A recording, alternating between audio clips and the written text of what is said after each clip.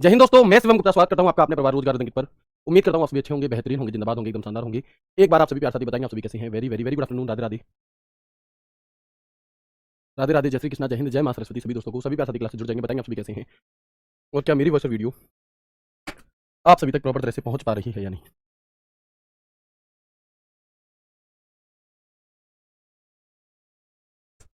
एक बार सभी दोस्त जल्दी से क्लास से जुड़ जाएंगे। कल आपकी क्लास नहीं हो पाई थी, है ना, कल आपकी क्लास नहीं हो पाई थी, उसके लिए हम प्रार्थी हैं। लेकिन कुछ आप सभी को पता है, आप लोग अगर इंस्टाग्राम पर फॉलो करते होंगे RWA को रोजगार रंगित एप्लीकेशन, जो मेन इंस्टाग्राम पेज है उसे या मुझे, तो हमने वीडियो डाली थी जिसमें यूपी पुलिस का कल क्या था, प्री मेडिकल था। तो उसकी वजह से जो मैक्सिमम टीचर हैं उनकी क्लास कल नहीं हो पाई, क्योंकि कल RWA ऑफिस पर 5,000 से प्लस बच्चे आए थे। तो उसकी वजह से, है ना, बिल्कुल प्री मेडिकल खत्म हो गया। हाँ भाई, बिल्कुल हो गया। तो एक बार सभी दोस्त कंफर्म कर देंगे, वॉइस वीडियो क्लियर है, कल क्लास नहीं हो पाई थी। आज की क्लास में हम अपनी आगे की क्लासेस को कंटिन्यू रखेंगे बिल्कुल बढ़िया तरह से, ठीक है जी।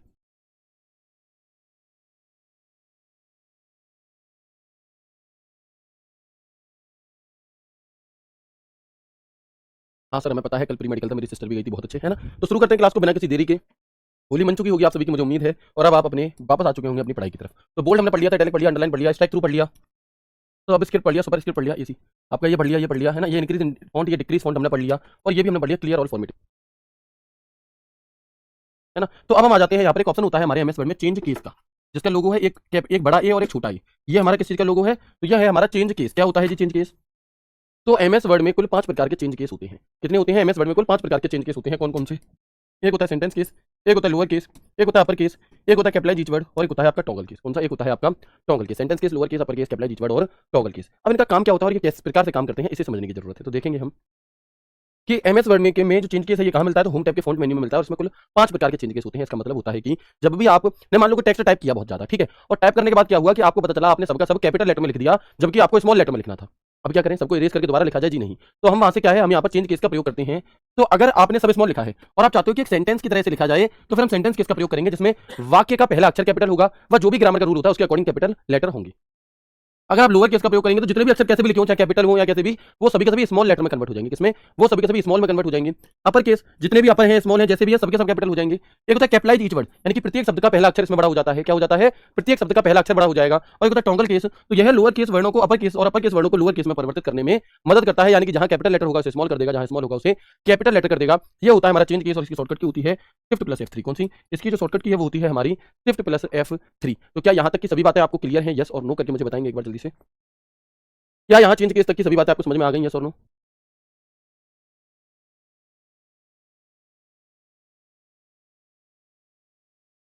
है ना। कैसे? तो आप देखो सवाल कैसे पूछा जाएगा। अब आपसे कहा जाएगा चेंज बैंक पीओ इन अपर केस, यानी कि जो बैंक पीओ शब्द है इसे अपर केस में बदलो, और आपको 4 ऑप्शन दे दिए जाएंगे। तो उनमें एक ऑप्शन आपको मिलेगा ऐसा, BANKPO, यानी कि जो शब्द आपको दिया है उसके प्रत्येक शब्द कैसा हो जाएगा? कैपिटल हो जाएगा। कैसा हो जाएगा? कैपिटल हो जाएगा, ठीक है। Change target RRB clerk in capitalize each word. Capitalize each word का काम क्या होता है कि प्रत्येक शब्द का पहला अक्षर हमें बड़ा करना है, यानी कि अब इसका क्या आंसर होगा? तो टी का हो जाएगा, टी का टारगेट का टी बड़ा हो जाएगा, ठीक है।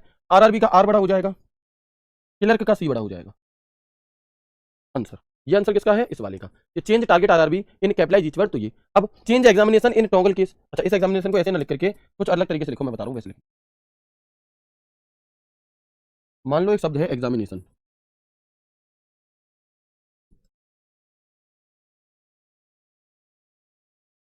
ये है, ठीक है। अब अगर मैं क्या करूं, है ना, अब अगर मैं क्या करूं कि मैं इस शब्द पर टोंगल केस लगाता हूं, तो इसका रिजल्ट मुझे क्या देखने के लिए मिलता है? तो आप क्या कहेंगे? मैंने बताया टोंगल केस में क्या होगा, जो कैपिटल है वो स्मॉल हो जाएगा, जो स्मॉल है वो कैपिटल हो जाएगा। तो यहां पर ई कैसा है? कैपिटल, इसे स्मॉल कर देंगे। एक्स कैसा है? स्मॉल, इसे कैपिटल कर देंगे। ए है कैपिटल, इसे स्मॉल कर दिया। एम स्मॉल था, कैपिटल कर दिया। आई स्मॉल था, कैपिटल कर दिया। एन स्मॉल था, कैपिटल कर दिया। ए स्मॉल था, कैपिटल कर दिया। टी स्मॉल था, कैपिटल कर दिया। आई कैपिटल था, स्मॉल कर दिया। ON। ये है आपका एग्जामिनेशन। क्या है? ये है हमारा यहाँ पर एग्जामिनेशन। तो बात समझ में आ गई, क्या काम है आपका टॉगल केस का, या कैसे कैपिटलाइज ईच वर्ड, या कैसे अपर केस, यहाँ से कैसे क्वेश्चन पूछे जा सकते हैं वो, ठीक है जी। चलो, इसके बाद हमारा एक आखिरी ऑप्शन आता है कि हमारा जो फॉन्ट ग्रुप था ना वो हमने पूरा कंप्लीट कर लिया। फॉन्ट ग्रुप के अंदर जितने भी नाम मैंने आपको लिखाए थे वो सभी के सभी आप सीख चुके हो, ठीक है। इसके अलावा फॉन्ट डायलॉग बॉक्स होता है, कैसे? तो देखेंगे कुछ ऐसे, एक मिनट रुकना, देखो कुछ ऐसे। एक क्या होता है, फॉन्ट डायलॉग बॉक्स होता है, जैसे आप जब इस पर क्लिक करेंगे यहाँ ये खुलता है। तो इसके अंदर, इस फॉन्ट के अंदर जो भी चीजें थी वो उससे कुछ एक्स्ट्रा चीजें हमें देखने के लिए मिलती हैं, फॉन्ट से ही संबंधित। दिखाई दे रहा है सभी को, है ना।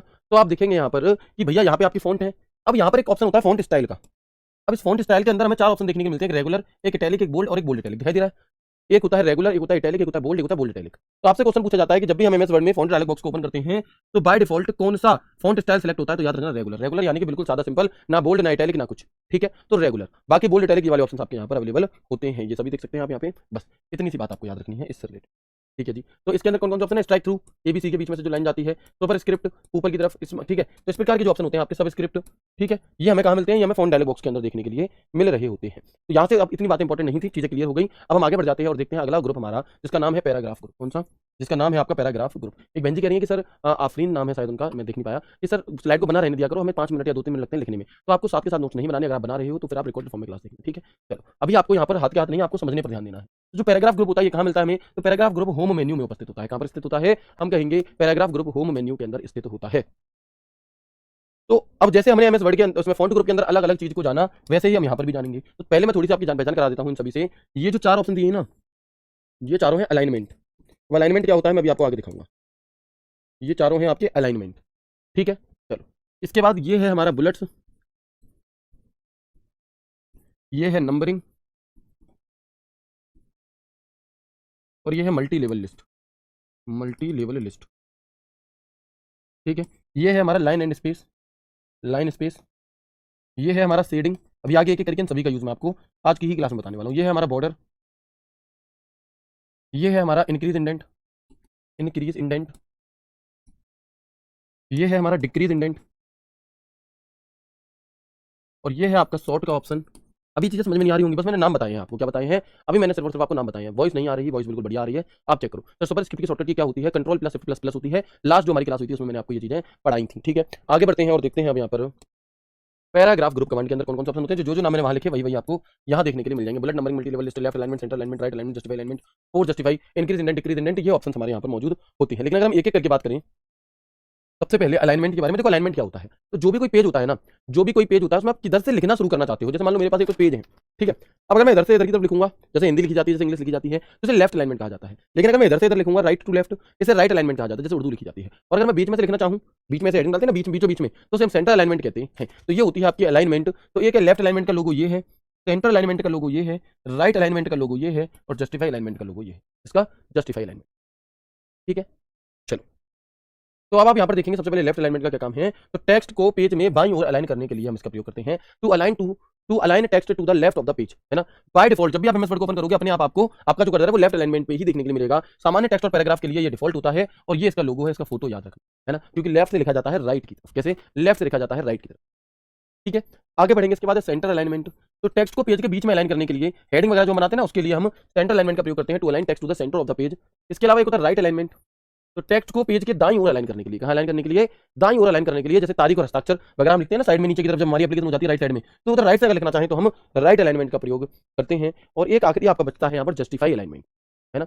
एक आखिरी हमारे यहाँ पर बचता है जस्टिफाई अलाइनमेंट। और जस्टिफाई अलाइनमेंट का काम क्या होगा कि जैसे कई बार क्या होता है, जैसे अगर आप हम नोट्स बनाते हैं तो ये पेज हमारा है ना, ये एक पेज है, आपने यहाँ पे इस लाइन को आगे तक पहुंचा दिया, ये यहीं तक रह गई, ये यहाँ तक हो गई, ये और आगे निकल गई, ये यहीं तक रह गई, ऐसे रह गई। तो ऐसे क्या होता है कि एक अच्छा सा पैराग्राफ नहीं बन पाता। लेकिन आपने कभी बुक्स देखी हैं, आपने कभी न्यूज़पेपर देखे, आपने मैगजीन देखी है, उनमें तो ऐसा नहीं होता। उनमें तो भैया पूरा का पूरा ये पूरे पैराग्राफ ऐसे भरे हुए होते हैं, बराबर होते हैं। तो उसी को बराबर करने के लिए, इन सभी लाइनों को बराबर करने के लिए हम किसका प्रयोग करते हैं, जस्टिफाई अलाइनमेंट का प्रयोग करते हैं। यह टेक्स्ट को मार्जिन के बीच समान रूप से वितरित करेगा। कैसे वितरित करेगा, तो ये आपका, ठीक है। तो ये आपका क्या काम करता है, ये आपका टेक्स्ट को दोनों तरफ से बराबर अलाइन करने का काम करता है। कौन सा, जस्टिफाई अलाइनमेंट। क्लियर है, यहां तक बताएंगे एक बार मुझे सभी दोस्त।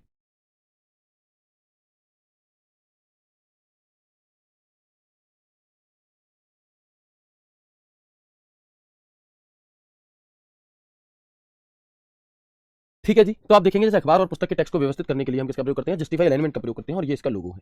अब देखो एग्जामिनर आपसे इस तरीके से क्वेश्चन पूछ सकता है, अगर बहुत अच्छे लेवल का क्वेश्चन पूछेगा तो वो आपसे कहेगा कि बताओ, जैसे ये आपको टेक्स्ट दिख रहा है, इसमें कौन सा अलाइनमेंट यूज हुआ है।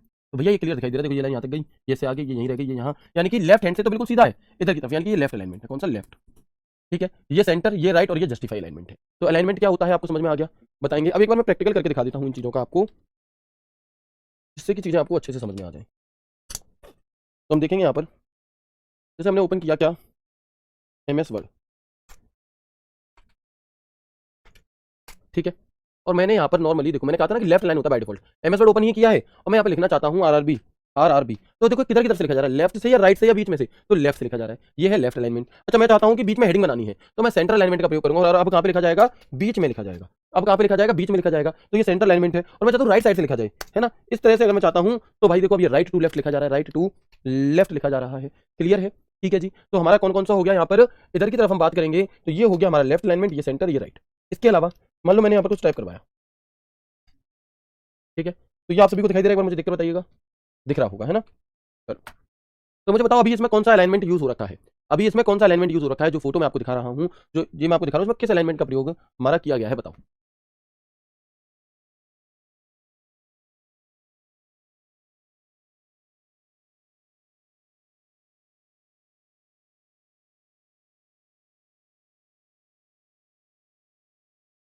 बिल्कुल, तो आप सभी बिल्कुल सही बता रहे हैं, लेफ्ट अलाइनमेंट। अच्छा, अब मुझे बताओ इसमें कौन सा अलाइनमेंट यूज हुआ है, अब इसमें कौन सा अलाइनमेंट है ये आपका, बताएंगे। अब ये कौन सा अलाइनमेंट है, तो आप कहेंगे ये है हमारा राइट अलाइनमेंट। अच्छा, ये कौन सा अलाइनमेंट है, ये वाला, तो आप कहेंगे ये है हमारा सेंटर अलाइनमेंट। और ये कौन सा अलाइनमेंट है, अब देखो बाकी सब एक तरफ और ये एक एक तरफ, है ना। बिल्कुल, तो आप क्या देखेंगे यहाँ पर कि भाई ये एकदम परफेक्शन के साथ आता है जो पैराग्राफ, इसी को हम जस्टिफाई अलाइनमेंट कहते हैं। कौन सा कहते हैं, इसी को हम जस्टिफाई अलाइनमेंट कह रहे होते हैं। ठीक है, तो इनकी शॉर्टकट की बहुत इंपॉर्टेंट होती है जो आपसे पूछी जाती हैं, तो एक बार इनकी शॉर्टकट की पर ध्यान देंगे कि जो लेफ्ट अलाइनमेंट होता है ना, लेफ्ट अलाइनमेंट जो होता है इसकी शॉर्टकट की होती है हमारी कंट्रोल प्लस एल। यानी कि अगर आप अपने पैराग्राफ को सिलेक्ट करके कंट्रोल एल बटन दबा देते हो तो वो लेफ्ट अलाइनमेंट पे सेट हो जाएगा। ठीक है, इसके बाद अगला होता है हमारा सेंटर अलाइनमेंट की शॉर्टकट की होती है कंट्रोल प्लस ई, कंट्रोल प्लस ई। इसके अलावा राइट अलाइनमेंट की जो शॉर्टकट की होती है वो होती है कंट्रोल प्लस आर, वो होती है हमारी कंट्रोल प्लस आर। और जस्टिफाई अलाइनमेंट की जो शॉर्टकट की होती है हमारी वो होती है कंट्रोल प्लस जी, वो होती है हमारी कंट्रोल प्लस जी। ठीक है, तो चार शॉर्टकट की बता दें किस किस काम की थी, ये मैंने आपको बता दिया। समझ में आ गई, यहाँ तक की बातें अगर आ गई हैं तो एक बार यस करके मुझे बता दो। अब कुछ विशेष बातें हैं जो याद रखनी है कि एक ही पैराग्राफ में एक से अधिक अलाइनमेंट का प्रयोग नहीं किया जा सकता, एक डॉक्यूमेंट में अलग अलग पैराग्राफ में अलग अलग अलाइनमेंट का प्रयोग किया जा सकता है। और बाय डिफॉल्ट कौन सी अलाइनमेंट होती है हमारी, तो बाय डिफॉल्ट लेफ्ट अलाइनमेंट होती है। चलें, तो ये सभी चीज़ आपको क्लियर हो गई होंगी। इसके बाद अगर मैं आगे बढ़ता हूँ, देखो ये सवाल आपसे दिल्ली पुलिस में पूछा गया था, है ना। मैं आपके वाले प्रीवियस ईयर क्यों नहीं दिखा पाता, क्योंकि आपके आंसर की नहीं आती, नहीं तो मैं आपके भी दिखाता। ये सवाल इस तरीके से पूछा गया था कि बताओ ये वाला जो ऐसे लोगो है ये कौन से अलाइनमेंट को दर्शाता है, तो मैं चाहूंगा आप लोग इसका आंसर दें और इससे आपको समझ में आए कि क्वेश्चन किस तरह से यहाँ से पूछे जा सकते हैं। तो सवाल क्या है, एमएस वर्ड 365 में निम्नांकित आइकन किसे निरूपित करता है, बताओ। जो आइकन दिया गया है ये कौन से अलाइनमेंट को दिखाना चाहता है, लेफ्ट जी नहीं, जस्टिफाई जी नहीं, सेंटर जी नहीं, राइट जी हाँ। ठीक है, अगला क्वेश्चन हम देखेंगे, यहाँ पे हमारी हेडिंग है bullets numbering and multi level list. क्या हेडिंग है हमारी, तो हम कहेंगे bullet numbering and multi level list, bullets numbering and multi level list. ठीक है, bullet numbering and multi level list. तो ये जो आपका माइक्रोसॉफ्ट वर्ड में बुलेट नंबरिंग और मल्टी लेवल लिस्ट का उपयोग लिस्ट या किसी डेटा को व्यवस्थित करने के लिए किया जाता है और यह दस्तावेज पढ़ने में आसान बनाता है, क्योंकि ये क्या काम करता है आपका, बिल्कुल, है ना। तो ये क्या काम करता है आपका, जानकारी को व्यवस्थित तरीके से प्रस्तुत करता है। कैसे, तो देखो जो बुलेट्स होता है ना, बुलेट्स ये बिना किसी क्रम के वाली सूची के लिए होता है कि कोई भी ऊपर नीचे अगर आ जाए तो मैं आपसे कहूं फल के नाम लिखो तो आप ऊपर आम भी लिख सकते हो, सेब भी लिख सकते हो, केला भी लिख सकते हो, उसके नीचे आम लिख दो, कोई दिक्कत नहीं है। तो ये तो अनऑर्डर लिस्ट हो गई। ऑर्डर लिस्ट नंबरिंग वाइज होती है कि एक नंबर पे वो आएगा, दूसरे पे वो, तीसरे पे वो। तो क्रम अगर आप दिखाना चाहते हो 1 2 3 4 5 6 7 8 9 10 ऐसे गिनती, या फिर मैं आपसे बात करूं कि आप एबीसीडी दिखाना चाहते हो, रोमन अंक दिखाना चाहते हो, इस प्रकार से। और एक अगला होता है मल्टी लेवल लिस्ट, तो अंदर बाहर हायरार्कियल वाली सूची। कैसे, तो अभी मैं आपको आगे और अच्छे से समझाऊंगा। सबसे पहले आप यहाँ पर देखेंगे बुलेट्स एंड नंबरिंग क्या है, या अभी आप सिर्फ बुलेट्स देखो, बुलेट्स क्या है, नंबरिंग हटा देंगे। तो आप देखेंगे कि जो बुलेट्स है इसका प्रयोग एमएस वर्ड में टेक्स्ट को बिंदुवार प्रदर्शित करते हुए चिन्हों की सूची बनाने के लिए किया जाता है। जैसे मैंने लिखा बी स्ट्रॉन्ग बी पॉजिटिव, तो आप देखोगे ये यहाँ पर क्या है, डॉट दिए गए हैं, मतलब बुलेट्स दी गई हैं। और बुलेट्स को अप्लाई करने की शॉर्टकट की होती है control plus shift plus L. क्या होती है, बुलेट्स को अप्लाई करने की जो शॉर्टकट की है वो होती है control plus shift plus L. अभी मैं प्रैक्टिकल दिखाऊंगा, ज्यादा अच्छे समझ में आएगा। फिर इसके अंदर ये देखो अलग अलग प्रकार की बुलेट्स होती हैं, जो आप चाहें उन्हें आप यहाँ पर लगा सकते हैं, है ना, जो भी बुलेट्स आप चाहें।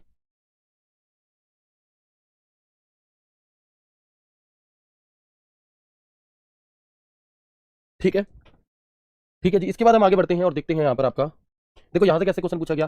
तो एमएस वर्ड 365 में निम्नलिखित में से किस टैब में बुलेट्स और नंबरिंग मौजूद होते हैं, बताओ।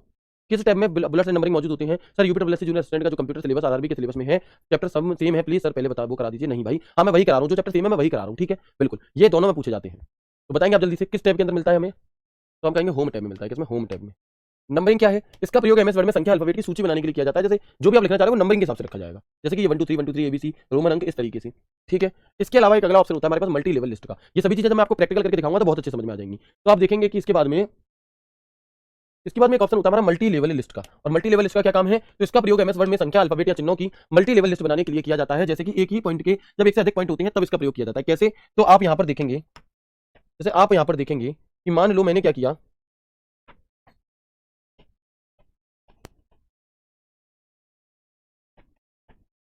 देखो इसका क्या काम है, इसका काम होता है कि मान लो मैंने लिखा टारगेट आरआरबी क्लर्क पीओ। अब इसी का सब पॉइंट मुझे दिखाना है, ये इसी का सब पॉइंट आगे का, ये इसी का, ये इसी का, ये तो सब पॉइंट बनाने के लिए हम मल्टी लेवल लिस्ट का प्रयोग करते हैं। है ना। तो हम किसका प्रयोग करते हैं, मल्टी लेवल लिस्ट का प्रयोग यहाँ पर कर रहे होते हैं। कैसे, तो मैं अभी आपको दिखाता हूँ कुछ ऐसे। अब ये तीनों चीजें एक बार आप प्रैक्टिकली समझ लो। देखो जैसे एक पैराग्राफ ये है, इसके नीचे ये है, तो अगर मैं यहाँ पर बुलेट्स लगाना चाहूँ, कौन सी लगानी है, ये वाली, तो प्रत्येक पैराग्राफ के आगे क्या आ जाएगी, एक बुलेट आ जाएगी, दिखाई दे रही है, देखो एक ये आ गई, एक ये आ गई, एक ये आ गई, एक ये आ गई, एक आ गई, ठीक है। तो ये तो हो गई हमारी बुलेट्स। इस प्रकार से आप कोई भी बुलेट यहाँ पर अप्लाई कर सकते हैं। देखो ये वाली हो गई, अब देख तो रही है ना आप सभी को, ठीक है। चलो इसके बाद जब हम आगे बढ़ते हैं और नंबरिंग की तरफ चलेंगे, तो 1 2 3 रोमन में चाहिए, या ये वाली 1 2 3 चाहिए, या ये वाला 1 2 3 चाहिए ब्रैकेट वाला, या छोटे वाला चाहिए, या ABCD चाहिए। तो इस प्रकार की जो भी चीजें हैं हमारी, ये किस में आती हैं, ये नंबरिंग के अंदर आती हैं, है ना। ये किसके अंदर आती है, नंबरिंग के अंदर आती हैं। और एक ऑप्शन होता है हमारा मल्टी लेवल लिस्ट। इस मल्टी लेवल लिस्ट का यूज समझना। देखो मान लो मैंने यहाँ पर लिखा नंबर 1, या मैंने सबसे पहले यहाँ पे क्या लिया, नंबरिंग ली, और मैंने लिखा उत्तर प्रदेश। अब मैं क्या चाहता हूँ कि उत्तर प्रदेश के कुछ शहरों के नाम और लिख दूँ, तो मैं यहाँ पर मल्टी लेवल लिस्ट का प्रयोग करूंगा। जैसे मैंने लिखा आगरा, मैंने लिखा फिरोजाबाद, मैंने लिखा ग्रेटर नोएडा, मैंने लिखा लखनऊ, ठीक है। अब ये हो गया। इसके बाद हम क्या करना चाह रहे हैं यहाँ पे, इसके बाद हम यहाँ पे कोई और लिखा, मध्य प्रदेश, मध्य प्रदेश लिख दिया, ठीक है। अब इसमें भी हम मल्टी लेवल लिस्ट बनानी, मध्य प्रदेश के कुछ नाम, तो हमने लिखा भोपाल, जबलपुर, ग्वालियर, ठीक है, इटारसी, है ना। इस प्रकार के जो कुछ नाम है, तो आप देख पा रहे हो कि ये जो 1 2 3 है ये तो नंबरिंग है, ये जो 1 2 3 है ये तो नंबरिंग है, लेकिन ये 1 2 3 के आगे जो हम सब पॉइंट दे रहे हैं, इसे हम मल्टी लेवल लिस्ट कहते हैं। क्या कहते हैं, इसी को हम यहाँ पर मल्टी लेवल लिस्ट कह रहे होते हैं। तो बात समझ में आ गई कि नहीं आ गई, एक बार बता दो जल्दी से, है यहाँ तक बात आपको समझ में आ गई, मल्टी लेवल लिस्ट कैसा होता है। ये जो आपको ऑप्शन दिखाई दे रहे हैं, ये हमारे मल्टी लेवल लिस्ट के ही है। इसके अलावा एक ऑप्शन होता है आपका शेडिंग का, मैंने आपको शुरुआत में भी दिखाया था, एक ऑप्शन होता है शेडिंग का, ठीक है। तो लिखे हुए पैराग्राफ टेक्स्ट या टेबल में पीछे की तरफ रन करने के लिए हम शेडिंग का प्रयोग करते हैं, बॉर्डर, लिखे हुए टेक्स्ट को बॉर्डर देने के लिए। कैसे, तो देखो मान लो ये उत्तर प्रदेश हमने सेलेक्ट करा, ठीक है। अगर जब मैं यहाँ से आगे शेडिंग दूंगा, तो ये क्या हो जाएगा आपका, एक मिनट को देखो, जैसे मैंने ये लिखा, दिखाई दे रहा है सभी को। और जब मैं इस पे शेडिंग देता हूँ ना, शेडिंग, तो क्या होगा कि वो पूरे पार्ट में आ जाएगा। जितना आपने ऐसा सेलेक्ट करा उसके पीछे क्या हो जाएगा, उसके पीछे आपका कलर आ जाएगा। आप कहेंगे सर हाईलाइट से भी तो यही हो रहा था, नहीं, हाईलाइट से सिर्फ एक शब्द, पर्टिकुलर शब्द सेलेक्ट होता है या हाईलाइट होता है, लेकिन जो आपका क्या है, शेडिंग है, उससे पूरे बैकग्राउंड में आपका कलर आ जाता है एक तरीके से, ठीक है। क्या आ जाता है, पूरा बैकग्राउंड आपका यहाँ पर आ जाता है। इसके अलावा अगर हम बात करते हैं बॉर्डर की, मान लो इतने सेम मुझे कोई बॉर्डर देना है, तो वो बॉर्डर भी हम यहाँ से ले सकते हैं, ऑल बॉर्डर। तो आप देखोगे कि अब जो हमने लिखा था इसके चारों तरफ क्या आ चुका है, आपका बॉर्डर आ चुका है। और वो बॉर्डर अगर आपको नहीं दिखाई दे रहा, तो अभी दिखाई देगा। देखो जैसे मैंने यहाँ पे बॉर्डर लगाया, तो हर पैराग्राफ के बाद क्या आपको दिखाई दे रहा होगा, लाइनिंग आ गई, क्या आ गई, लाइनिंग आ गई एक तरीके से, ठीक है। तो शेडिंग क्या है, बॉर्डर क्या है, बात समझ में आ गई, है ना। कोई दिक्कत तो नहीं है शेडिंग या बॉर्डर तक में, बताओ जल्दी से। सलोनी बहन ये सब चीजें नहीं लिखनी है आपको, लिखनी है तो बहुत शॉर्ट में लिखनी है, प्रॉपर A to Z चीजें नहीं उतारनी। ये तो आपको ऑलरेडी उतरी हुई मिलेगी, तो इतना परेशान नहीं होना है इन चीजों के लिए, ठीक है। तो देखो ये क्या होता है आपका, bullets, numbering, multi level list, left alignment, centre alignment, right alignment, justify alignment. अभी मैंने सिर्फ और सिर्फ 2 ऑप्शन बताए हैं, एक अलाइनमेंट का और एक बताया है आपका कौन सा, बुलेट्स एंड नंबरिंग का। शेडिंग बता दिया, बॉर्डर बता दिया, बस। इसके आगे बढ़े, बताएं यहाँ तक की बात क्लियर है। शेडिंग यानी कि जो लिखा हुआ है उसके पीछे की तरफ शेड देने के लिए हम इसका प्रयोग कर रहे होते हैं। एक बार मुझे बताएंगे यहाँ तक की चीजें क्लियर है क्या आप सभी को, बताओ जल्दी से, है ना। मैं प्रैक्टिकल भी करके दिखा रहा हूँ आपको इसी वजह से कि आप चीज़ों को भूल ही ना पाओ, लेकिन नहीं भी लिखो कोई दिक्कत नहीं है ना, ना भी लिखोगे तो भी कोई दिक्कत नहीं है। तो यहाँ तक की सभी चीज़ें समझ में आ गई, आगे बढ़े, चलो। इसके बाद एक अगला ऑप्शन होता है हमारे पास यहाँ पर, शो एंड हाइड। अब शो एंड हाइड क्या होता है, तो देखो समझ लो। जैसे मैंने यहाँ पे ये लिखा हुआ है, ठीक है। तो जब हम यहाँ पर शो एंड हाइड बटन पर प्रयोग क्लिक करते हैं, तो क्या होता है कि प्रत्येक पैराग्राफ के एंड में हमें ये पैराग्राफ साइन देखने के लिए मिल जाता है, ये पैराग्राफ साइन।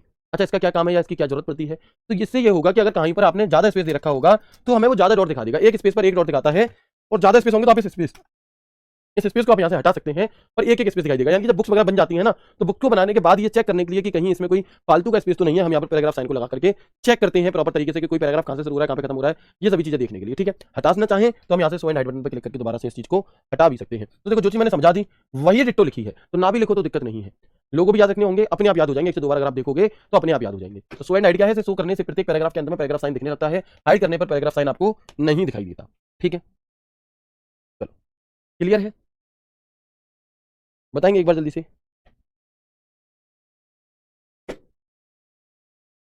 इसके बाद अगर हम आगे बढ़ते हैं, अगला ऑप्शन होता है हमारा शॉर्ट का। शॉर्ट क्या चीज़ है जी, तो याद करो विंडोज एक्सप्लोरर मैंने आपको बताया था कि अगर आपको बढ़ते हुए क्रम में या घटते हुए क्रम में क्या करना है, आपको अगर बढ़ते हुए क्रम में या घटते हुए क्रम में किसी नामों को अगर लगाना